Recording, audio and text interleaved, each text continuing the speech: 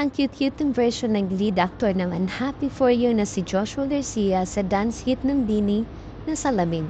Sa video na ito ay cool na makikita si Joshua na sumasayaw habang hawak-hawak naman ni Julia Barreto ang telepono na pinagkopopyahan ni Joshua ng dance steps. Talagang may angking talento din si Joshua sa pagpapatawa.